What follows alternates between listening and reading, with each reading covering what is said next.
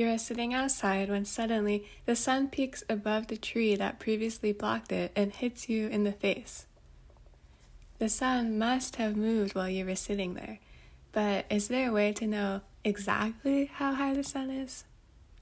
Well, that's what we'll figure out today. So you can't measure the sun's height in meters, so the first question I had was, what are we going to use instead?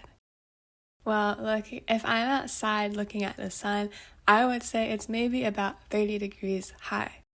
Draw an imaginary line from you to the sun and see what angle it makes with the ground.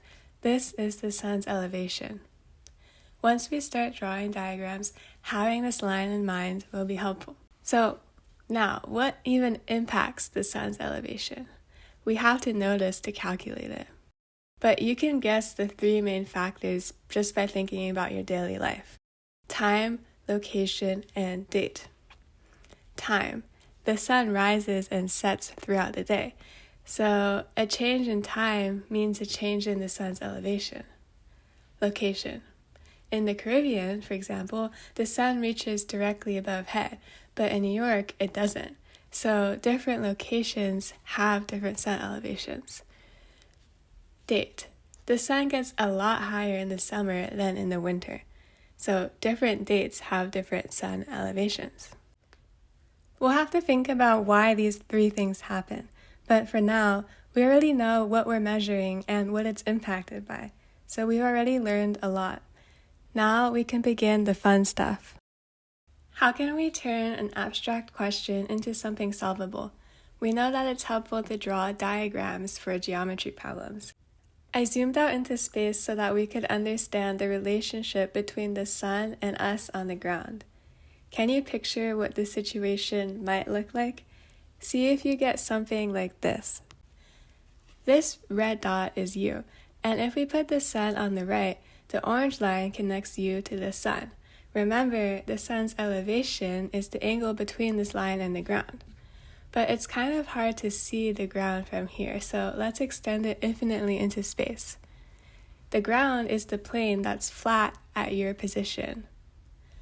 Now we can see it. It's quite funny to think of the ground in this way, but it helps us see the angle more clearly. Isn't it cool how just making this diagram revealed that the line to the sun is at a tilt because the ground is at a tilt?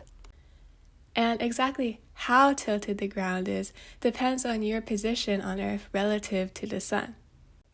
So we need to do two things: figure out the exact relationship between the ground's tilt and the tilt of the line to the sun, and figure out how our position relative to the sun impacts the ground's tilt. It's easier to understand things that we can measure, so I figured it'd be helpful to first know how to measure how tilted the ground is.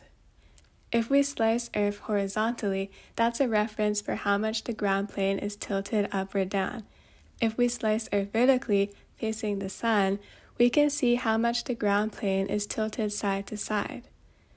But after this, I got stuck for a while. A key connection finally hit me. Imagine keeping the ground flat and instead tilting the line. Tilting the ground to one side by h degrees has the same effect as tilting this line by h degrees in the opposite direction. And then if you draw a circle to see this path, tilting the ground up by v degrees has the same effect as tilting the circle down by v degrees. It can be difficult to see this connection at first, but playing around with a visualization helps a lot. So now we know the general relationship between the ground's tilt and the tilt of the line, but how can we show it exactly using an equation? This step uses trigonometry in a very satisfying way. I'm showing each step on the screen for those interested, but in summary, we use 3 right triangles and sine and cosine rules to work our way back to the angle. We get the sun's elevation is the inverse sine of sine h times cosine v.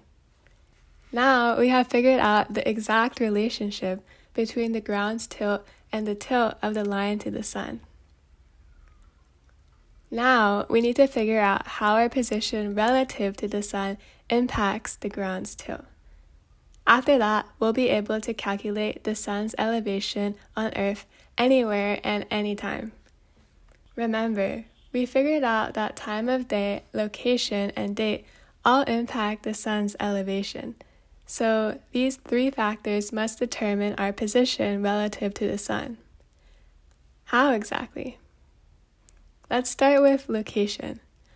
We can pinpoint our position on Earth using coordinates. Do you know your latitude? It tells you how many degrees north or south you are from the equator. For example, my latitude is about 41 degrees north. Let's call latitude L for short. Next is date. The date matters because the Earth is tilted, something you probably learned in school. Throughout the year, the Earth's declination, the angle between the equator and the line connecting Earth's center to the sun, varies from plus 23.4 degrees to minus 23.4 degrees. On a tool called the analemma, you can find the declination for any date. Let's call declination D for short. Okay, this would be enough to express our position if the ground plane didn't tilt sideways, but it does. That's where time of day comes in. Time tells us how far we've rotated around Earth's axis. Just a reminder, the Earth rotates around to face the sun again once every day. In solar time, or time that's accurate to the sun, which is slightly different from clock time, midnight is when your location faces directly away from the sun. We'll call this 0 degrees in our rotation. Noon is when your location faces the sun directly, which is 180 degrees into the rotation. To figure out any other amount of rotation, divide the minutes since midnight, in solar time, by 4, because Earth rotates 1 degree every 4 minutes. For example, 8 minutes past midnight is 2 degrees into our rotation. We'll call this the time angle, T for short. And to find solar time, you can use a website or learn to calculate it yourself. And just like that, we have found 3 angles that we can use together to describe our position on Earth relative to the sun: L, D, and T. But how do we translate L, D, and T into V and H? Well, I initially took the route of solving for V and H in terms of L, D, and T, because that seemed the most straightforward. But you might be thinking, there must be a simpler way to express the sun's elevation than this. But how? I got stuck for a bit here, so we can just try a bunch of different ideas. Can we use some sort of trig identities to simplify this? No. Can we see L, D, and T from the perspective of the ground like we did with V and H? Maybe, but that seems like a really different route. Wait, with all of these segments I drew while solving for V and H, since the sun's elevation is the inverse sine of sine H cosine V, maybe we can find a segment that has a length of sine H cosine V, and then find the length of that segment using L, D, and T instead. Using this method, we find this much nicer equation. And guess what? I tested it out, and it worked. I plugged in my L, D, and T, and then I compared the answer to the sun elevation on the website timeanddate.com, and they were the same. The equation actually worked. And not only that, after some research, I saw that our equation is the exact same equation as online, even though they derived it in a completely different way. Now let's test our equation out together. Let's write down L, D, and T. L is your latitude. Let's go to the analemma to find D.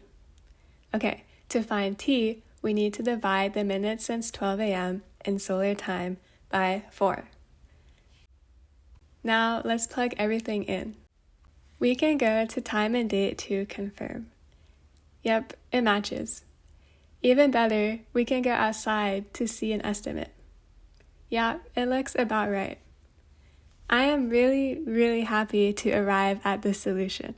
It definitely took a lot of thinking and learning. I'm still curious about what other ways to solve this question exist, and how it is that the derivation from the internet arrives at the same equation as us.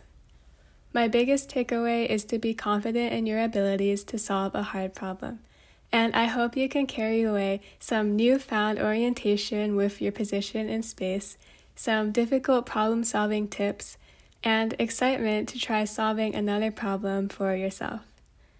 Next time the sun peeks over a tree and hits you in the face, maybe you'll think, I know exactly how high it is. Okay, see you in the next video.